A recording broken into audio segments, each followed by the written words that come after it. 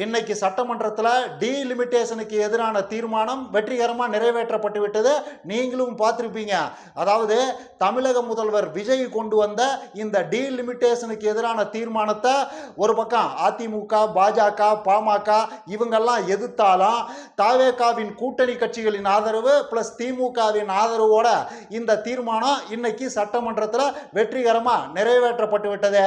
சரி, தீர்மானம் வெற்றிகரமாக நிறைவேற்றப்பட்டு விட்டது. இதுக்கப்புறமா என்ன, இதனால என்ன பிரயோஜனம் அப்படின்னு கேட்டீங்கன்னா சொல்றதுக்கு ஒன்றும் இல்லை. வழக்கம் போல பிம்பிளிக்கா பிளாக்கி தான், ஒன்றும் இல்லை தான். இது ஒரு மாதிரியான வெத்து தீர்மானம் தான். இதனாலையெல்லாம் எந்த பிரயோஜனமும் இருக்க போறதில்ல தான். இது ஒரு நாள் கூத்து. நாளைக்கெல்லாம் இதுக்கு எந்த மீனிங்கும் இருக்க போறதில்ல. அவ்வளவுதான். என்ன, அவங்க நானும் ரவுடி தான் காட்டியிருக்கிறாங்க. அவ்வளவுதான். விஜய் அரசு, தாவேக அரசு, நாங்களும் ஒரு மாதிரி ரவுடி தான், பிஜேபிக்கு எதிராக எங்களாலேயும் கம்பு சுத்த முடியும் அப்படிங்கிற மாதிரி காட்டியிருக்கிறாங்க. நாங்கள் சும்மா வெத்து வேட்டுகள்னு நினச்சிக்காதீங்க. பிஜேபி கொண்டு வர இருக்கிற ஒரு பில்லுக்கு எதிராகவே எங்களால் தமிழக சட்டமன்றத்தில் தைரியமாக நிறைவேற்ற முடியும். நாங்களும் ஒரு மாதிரி ரவுடி ஆகிட்டோம் பார்த்துக்குங்க அப்படின்னு காட்டியிருக்கிறாங்க. எங்களுக்கு மீசையெல்லாம் முளைக்க ஆரம்பிச்சிருச்சு, நாங்களும் ஒரு மாதிரி ஆளுகள் ஆகிட்டோம் அப்படிங்கிற மாதிரி காட்டியிருக்கிறாங்க. அவ்வளவுதான். அதை தாண்டி இந்த தீர்மானத்துக்கெல்லாம் ப்ராக்டிக்கலாக எந்த மீனிங்கும் கிடையாது. நாளைக்கு இதுக்கு எந்த மீனிங்கும் கிடையாது. இது ஒரு நாள் கூத்து. அவ்வளவுதான். ஆதவ அர்ஜுனாலாம் ஒரு மாதிரி ரவுடியாவே உணர ஆரம்பிச்சிட்டாரு. நாங்களும் ரவுடி தான், பார்த்தீங்கல்ல எப்படி கெத்து காட்டியிருக்கிறோம்னு. அவர் ஒரு ரவுடியா உணர்ந்த தருணம்னா அது இதுதான். இந்த தீர்மானம் சட்டசபையில் நிறைவேற்றப்பட்ட போது அவர் உணர்ந்ததுங்கிறது என்னன்னா, அவர் ஒரு முழு அரசியல்வாதியா உணர்ந்திருக்கிறாரு. அவர் ஒரு மாதிரி பெருமிதத்தின் உச்சத்துல புலங்காயுதம் அணைஞ்சு காணப்பட்டாரு. அவரெல்லாம் கிட்டத்தட்ட விஜய் சார பிரதமராகவே ஆக்கிட்டதாலாம் உணர்ந்தாருன்னா பார்த்துங்களேன். அதை அவரே ஒரு மாதிரி சாடமாடையா சொல்லவும் செஞ்சாரு. அதாவது தென்னிந்தியாவிலிருந்து ஒருத்தர் பிரதமரானா இந்தியாவுக்கே நல்லா இருக்கான், அதுலேயும் தமிழ்நாட்டில இருந்தெல்லாம் ஒருத்தர் பிரதமரானா இன்னும் நல்லா இருக்கான் அப்படிங்கிற மாதிரி எல்லாம் சொல்லி ஒரு மாதிரி புலங்காயுதத்தின் உச்சத்தையே பார்த்தாருன்னா பார்த்துங்களேன். அவர் முகத்தில் தெரிஞ்சதெல்லாம் பூரிப்போட உச்சத்தின் மிச்ச சொச்சங்கள், எச்ச சொச்சங்கள். அப்புறம் இருக்காதா? புதுசாக ஒருத்தர் ரவுடியா ஃபார்ம் ஆகிறாருன்னா அவருக்குள்ள அந்த மாதிரியான ஒரு அபரிமிதமான பெருமித உணர்ச்சியெல்லாம் இருக்கிறது தானே. சரி, என்ஜாய் பண்ணிட்டு போகட்டான். நான் எதுக்காக இதெல்லாம் இவ்வளவு டீட்டெயிலாக சொல்கிறேன்னா, இந்த டீலிமிட்டேஷன் விஷயத்தில் இவங்க புதுசாக புடுங்கி நடுறதுக்கெல்லாம் அங்கே ஒரு கூந்தலும் கிடையாது. ஏற்கனவே இதற்கு எதிராக அத்தனை வேலைகளையும் திமுக வெற்றிகரமாக பார்த்து விட்டுட்டு தான் போயிருக்குது. 2024 அவங்க சட்டமன்றத்தில் டீலிமிட்டேஷனுக்கு எதிராக தெளிவான ஒரு தீர்மானத்தை போட்டுட்டாங்க. அதற்கப்புறமா பக்கத்து மாநிலத்து முதலமைச்சர்களை எல்லாம் கூட்டிட்டு ஒரு மாதிரி முதல்வர்களின் மாநாடு போட்டு அதில் இந்த டீலிமிட்டேஷன் சம்பந்தமான சிக்கல்களை எல்லாம் தெளிவாக அவங்க கிட்ட விலைக்கு சொல்லி அதுக்கு அவங்க கருத்துக்களையும் சேர்த்து வாங்கி டீலிமிட்டேஷன்ங்கிறது ஃபேர் டீலிமிட்டேஷன், நியாயமான தொகுதி மறுவரையறை தான் நம்ம எல்லாத்துக்கும் நல்ல விஷயமா இருக்க முடியும், அதைத்தான் நம்ம கொள்கை முடிவா அறிவிக்கணும் அப்படிங்கிற மாதிரி அதை ஒரு கொள்கை முடிவா எடுத்து அப்பயே அறிவிச்சிட்டாங்க. அதுக்கப்புறமாவும் தொடர்ச்சியா தொகுதி மறுவரைக்கு எதிராக தமிழ்நாடு தலைகுடியாதுன்னு சொல்லி அதை ஒரு பெரிய பிரச்சாரமா முன்னாள் முதலமைச்சர் ஸ்டாலின் முன்னெடுத்தாரு. கட்டங்கடைசியா பார்லிமெண்ட்ல அந்த பில்லு வந்த போது அதனோட நகலை தீ வச்சு கொளுத்தி தன்னோட எதிர்ப்பை வலுவா பதிவு பண்ணாரு. அன்னைக்கே அதே பார்லிமெண்ட்ல அந்த பில்லை திமுக தோற்கடிச்சுது. ஸோ இந்த டீலிமிட்டேஷன் விஷயத்துல ஏற்கனவே தேவையான எல்லா வேலைகளையும் அவங்களே பார்த்துட்டாங்கன்றதுனால இவங்க அதில் பண்றதுக்கெல்லாம் ஒன்றும் இல்லை. 3 மாசத்துல விஜய் சார் புடுங்கின 3வது தேவையில்லாத ஆணி, கடந்த 3 நாட்கள்ல விஜய் சார் புடுங்கின 3வது தேவையில்லாத ஆணி தான் இந்த டீலிமிட்டேஷனுக்கு எதிரான இந்த தனி தீர்மானம்னு வச்சுங்களேன். அவ்வளவுதான். இதை தாண்டியெல்லாம் அதுல பெருசா சொல்றதுக்கு ஒன்றும் இல்லை. அது மட்டும் இல்லாம இந்த டீலிமிட்டேஷன் விஷயத்துல எதிர்கட்சிகளோட, அதாவது இன்னைக்கு பாமக, பாஜக, அதிமுக எல்லாம் இதுக்கு எதிராக பேசிச்சு இல்லையா, அவங்களோட கருத்துக்களை அப்படியே புறக்கணிச்சுட்டு எல்லாம் போயிட முடியாது. அவங்க சங்கிகளோட கூட்டணி வச்சிருக்கிறாங்க, அப்படிதான் பேசுவாங்க, எதிர்க்க தான் செய்வாங்க, அதுல என்ன அர்த்தம் இருக்க போகுது அப்படிங்கிற மாதிரி அதை புறக்கணிச்சுட்டு எல்லாம் போயிட முடியாது. ஏன்னா அவங்க சொல்ற விஷயத்திலையும் சில நியாயங்கள்லாம் இருக்க தான் செய்யுது. டீலிமிட்டேஷன் பில்லு ஏற்கனவே பார்லிமெண்ட்ல கொண்டு தோற்கடிக்கப்பட்ட ஒண்ணு. அதுல அமித்ஷாஜி ஒரு மாதிரி ஓரல் உத்தரவாதத்தை கொடுத்துட்டு போயிருக்கிறாரு. யாருக்கும் பிரதிநிதித்துவம் ஏற்கனவே இருக்கிறது குறையாத, இருக்கிறது அதிகமாக தான் செய்யுமே தவிர குறையறதுக்கு வாய்ப்பு இல்லை, நாங்கள் யாருக்கும் குறைக்க மாட்டோம், அந்த மாதிரி இந்த பில்லை ரெடி பண்ணிட்டு வர்றோம்னு சொல்லிட்டு தான் அவர் போயிருக்கிறாரு.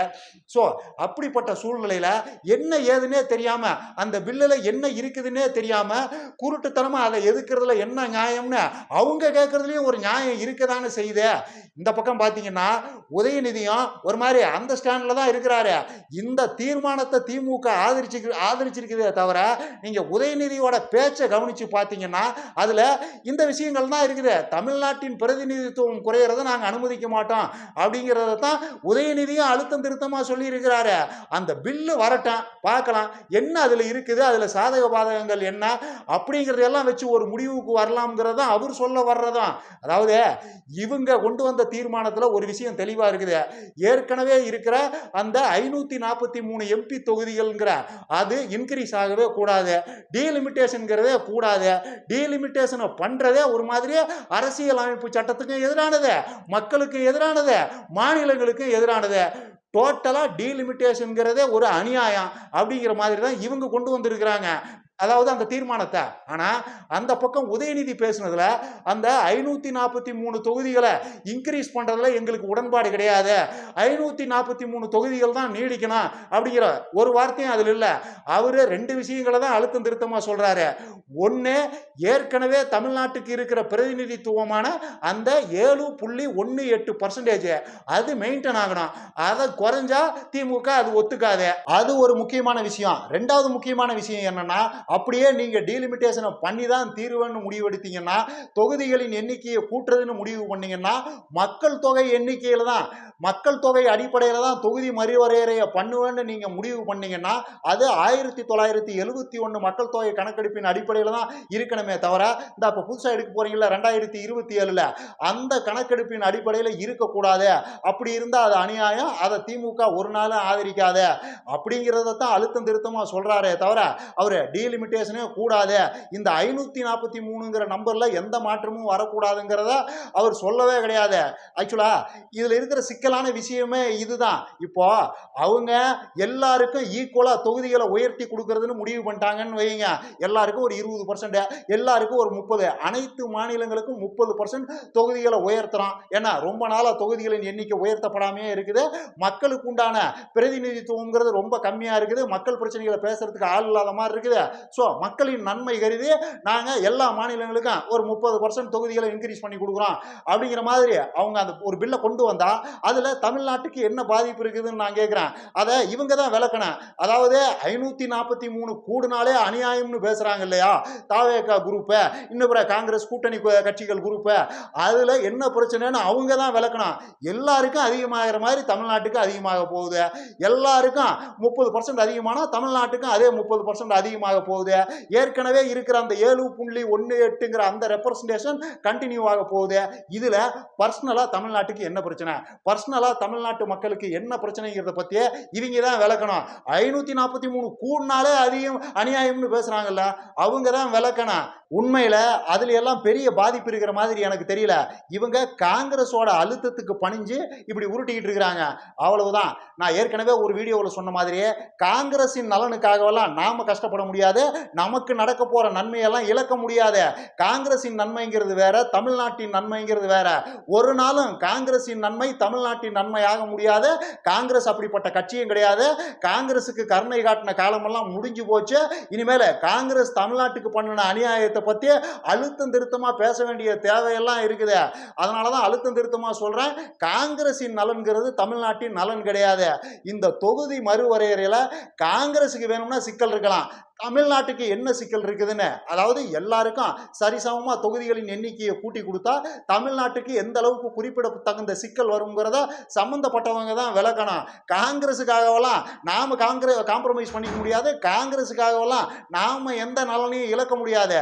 சரி, காங்கிரஸுக்கு அப்படி இதுல என்னதான் பிரச்சனை, ஏன் காங்கிரஸ் ஒரு மாதிரி உருட்டுது?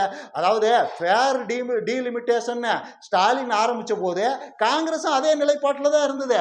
தொகுதி மறுவரையறை பிரச்சனைங்கிறது தவிர்க்க முடியாது.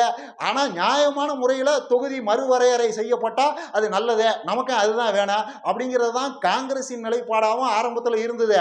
இப்போ ஒரு மாசமாக தான் இவங்க என்னமோ இப்படி உருட்டுறாங்க. சரி, காங்கிரஸுக்கு என்னதான் பிரச்சனைன்னு பார்த்தீங்கன்னா பல விஷயங்கள் சொல்லப்படுது. அதில் ரெண்டு முக்கியமான விஷயம். ஒன்று, தொகுதி மறுவரையறை பண்ணும்போது எம்பி தொகுதிகளின் எண்ணிக்கை கூடும்போது அந்த தொகுதிகளுக்கு உண்டான பவுண்டரியும் மாறும். அதை பிஜேபி தனக்கு சாதகமாக பயன்படுத்திக்குமோங்கிற பயம் காங்கிரஸுக்கு வலுவாக இருக்குதான். அதாவது பவுண்டரி மாறும்ல. இப்போ தமிழ்நாட்டிலேயே 40 தொகுதிங்கிறது 60 தொகுதியாக மாறிச்சுன்னா ஏற்கனவே இருக்கிற தொகுதிகளுக்கு உண்டான பவுண்டரிங்கிறது பெரிய அளவுக்கு மாறும்ல.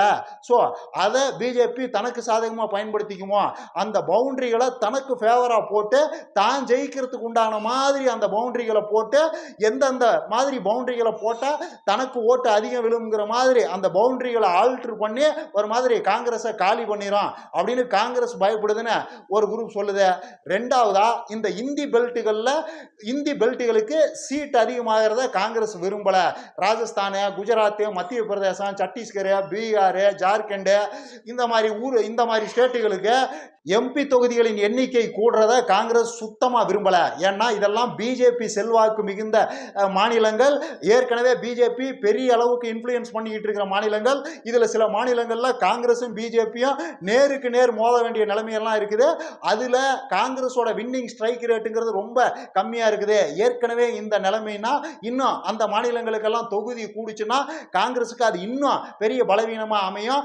ஆட்சியை பிடிக்கிறத பற்றியெல்லாம் நினைச்சே பார்க்க முடியாத ஒரு நிலைமையெல்லாம் வந்துடும். காங்கிரஸ் கட்சி ஆல்மோஸ்ட் அழிஞ்சே போயிடும் அப்படிங்கிற மாதிரி காங்கிரஸ் பயப்படுது அப்படின்னு சொல்றாங்க. இதெல்லாம் உண்மையா பொய்யா, இதுல நியாயம் இருக்குதா இல்லையா, அர்த்தம் இருக்குதா இல்லையா அப்படின்னு ஆராய்ச்சி பண்றதெல்லாம் நம்ம வேலை இல்லை. ஏன்னா திரும்பவும் சொல்றேன், காங்கிரஸின் நலன்கிறது நம்மளோட நலன்லாம் கிடையாது. காங்கிரஸுக்கு ஒரு பிரச்சனைனா அது அவங்களோட பர்சனல் பிரச்சனை, அவங்க தான் தீர்த்துக்கணும். இது எல்லாத்துக்கும் மேல உத்தரப்பிரதேசத்துல காங்கிரஸுக்கு சுத்தமா செல்வாக்கு கிடையாது. உத்தரப்பிரதேசத்துல ஆல்ரெடி 80 தொகுதிகள் இருக்குது. அந்த தொகுதிகளின் எண்ணிக்கை கூடுறத காங்கிரஸ் சுத்தமா விரும்பல. உத்தரப்பிரதேசத்துக்கு கூடுதல் தொகுதிகள் கிடைக்கிறத காங்கிரஸ் சுத்தமா விரும்பல.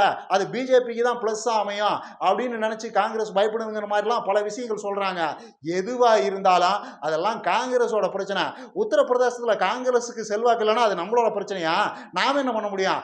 உத்தரப்பிரதேசத்துல காங்கிரஸ் கட்சி வளரணும்னா அவங்க தான் வேலை பார்க்கணும். ராகுல் சும்மா தானே இருக்கிறாரு, நடக்க விடுங்க. உத்தரப்பிரதேசத்துல தெற்கையும் வடக்கையும் மேற்கையும் கிழக்கையும் குறுக்கையும் நெடுக்கையும் நடக்க விடுங்க. அதை விட்டா வேற என்ன வேலைங்கிறேன். அந்த மக்களா போய் நின்றுங்க. பிஜேபி அங்க பண்ணிக்கிட்டு இருக்கிற அநியாயங்களை பத்தியெல்லாம் அந்த மக்கள்கிட்ட எடுத்து சொல்லுங்க, போராட்டங்கள் நடத்துங்க, குஜராத்துக்கு போங்க, குறுக்கியும் நடுக்கியும் நடங்க, கட்சியை வளருங்க. யார் வேண்டானா? யார் உங்களை தடுத்தது? இந்த மாதிரியெல்லாம் இருக்கிறவங்களை சொரிஞ்சு விட்டுக்கிட்டு இங்க யாரோ ஒருத்தர் எப்படியோ அவரே சுயமா ஜெயிச்சு தம் கட்டி மேல வந்தா அவர் மேல ஏறிக்கிட்டு சவாரி பண்றது, அவரை தூண்டி விட்டு தமிழ்நாட்டுக்கு எதிராக வேலை பார்க்க வைக்கிறது, இந்த வேலையெல்லாம் செய்யக்கூடாது. இது அநியாயம், அக்கிரமம், செய்யவே கூடாத அநியாயம்ங்கிறேன். காங்கிரஸுக்காகலாம் நாம எந்த உரிமையும் விட்டு கொடுக்க முடியாது. இது எல்லாத்துக்கும் மேல காங்கிரஸோட இந்த ஸ்டாண்டையெல்லாம் சீரியஸா பேசுறதே என்னை பொறுத்த வரைக்கும் ஒரு மாதிரி அபத்தம். ஏன்னா நாளைக்கு அவங்க நிலைப்பாட்டை மாற்றுவாங்க. காங்கிரஸுக்கு ஒரு நிலையான கொள்கையோ ஒரு தேசிய அளவில் ஒரு வலிமையான கட்டமைப்போ அதெல்லாம் ஒரு கூந்தலும் கிடையாது. ஒவ்வொரு ஸ்டேட்லையும் அங்கே லோக்கலில் இருக்கிறவங்க எடுக்கிறது தான் முடிவு. தமிழ்நாட்டிலேயே எங்க ஒரு 4 காங்கிரஸ்காரங்க இருப்பாங்க, அவங்க எடுக்கிறது தான் முடிவு. நாளைக்கு அதெல்லாம் டீலிமிட்டேஷன் வந்தால் நமக்கு நல்லதுன்னு வடக்க பல ஸ்டேட்டுகளில் அங்கே இருக்கிற லோக்கல் காங்கிரஸ்காரங்க பேச ஆரம்பிச்சா முதல்ல இவங்க தான் போய் அதை ஆதரிப்பாங்க. அதனால இதை ரொம்ப சீரியஸாலாம் பேசுறதுக்கு ஒன்றும் இல்லை. எதிர்கட்சிகள்லாம் சொல்ற மாதிரி பில்லு வரட்டும், அதில் என்ன இருக்குதுன்னு பார்ப்போம், அப்புறம் பேசுவோம், அவ்வளவுதான். இது எல்லாத்துக்கும் மேல கடந்த சில நாட்களா சங்கிகளோட சமரசமா போயிருச்சு திமுக. தங்களோட சுயநலத்துக்காக திமுக தமிழ்நாட்டின் நலனையும் பலி கொடுக்க தயாராயிருச்சு. இது அநியாயம் இல்லையா, அக்கிரமம் இல்லையா, டீலிமிட்டேஷனை ஆதரிக்கிறதுக்கு தயாராயிட்டாங்க அப்படின்லாம் ஒரு கூட்டம் உக்காந்து உருட்டிக்கிட்டு கிடந்தது. அதெல்லாம் இனிமே எப்படி பேச போகுதுன்னு தெரியல. அந்த வாயிலிருந்து இனிமே என்ன மாதிரியான வார்த்தைகள் வரப்போகுதுன்னு தெரியல. வரட்டும், அதை பத்தியும் பேசுவான். நான் ஏற்கனவே சொன்ன மாதிரி சும்மாலாம் நெஞ்ச பொழந்து காட்டிக்கிட்டு இருக்கவெல்லாம் தேவையில்ல. நாமளும் எட்டி எட்டியெல்லாம் பார்த்துக்கிட்டு இருக்க தேவையில்ல. சும்மாலாம் சுரண்டி எல்லாம் பார்த்துக்கிட்டு இருக்க தேவையில்ல. சங்கிகள் எதிர்ப்பு நிலைப்பாட்டில் திமுக இன்னும் அதே உறுதியோட தான் இருக்குதா, இல்லை எங்கேயாவது பிசகி போயிருச்சா அப்படின்லாம் நாம் சும்மா சொரிஞ்செல்லாம் பார்த்துக்கிட்டு இருக்க தேவையில்லை. நடக்கட்டும், பில்லு வரட்டும், அதில் தமிழ்நாட்டுக்கு எதிரான விஷயங்கள் ஏதாவது இருக்கட்டும், அதை திமுக ஆதரிக்கட்டும். அப்போ திமுகவோட நேர்மையை சந்தேகப்படுவான். அவ்வளவுதான். அது வரைக்கும் சாலையோரத்தில் வேலையற்றதுகள் அதன் மனதில் விபரீத எண்ணங்கள்ங்கிற மாதிரி நினைச்சு இதெல்லாம் கடந்து போவோம். இன்னும் நிறைய பேசலாம். லைக் பண்ணுங்க, ஷேர் பண்ணுங்க, கமெண்ட் பண்ணுங்க, மறக்காம சப்ஸ்கிரைப் பண்ணிருங்க.